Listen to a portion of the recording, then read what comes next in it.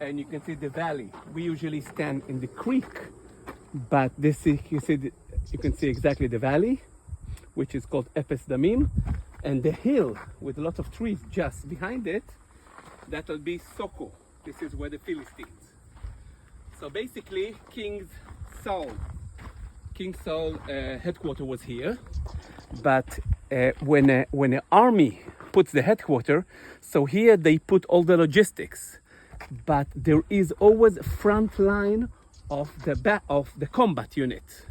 So the combat unit had several lines in front, and Goliath would come every day to the valley. He wouldn't come here. He would come to the valley, standing in front of the combat line of the Israelites, and say, "Come on, send someone to fight me." And nobody went. Only after this redhead guy arrived, King David, wasn't a king yet, and he came from Bethlehem. Bethlehem is just behind Soko, the mountain that you can see here. And if you remember, King David was not a soldier. He was sent by his father, Jesse, from Bethlehem to bring food to his combat brothers, who was now here in front of the line, seeing Goliath coming every day, trying to challenge someone to fight against him. So when we stop, Yoram, when we stop the bus, we stop it right down there. The creek. And then walk down in that little tree line and come right in there to the creek. And why do I take you there? Because if you can see between Azekah and Soko, that will be the only creek, and where you can find the round stone that King David took only in a creek. These are the stones that the water goes through them for hundreds of years, for thousands of years. So the creek is there and the valley is there.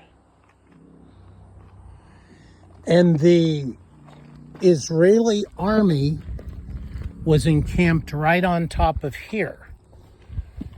And I think about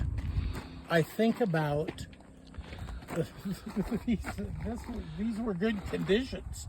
I mean, they were on a mountaintop, probably spilled over here in camp. The Philistines had a good position. They had a valley between them. But the truth was, the giant was such a threat that it scared them. And fear is that thing that the enemy uses in our lives. Maybe just one giant, but one giant can get under our skin, inside of our hearts, and drive us to the place where we're immobile. Yeah.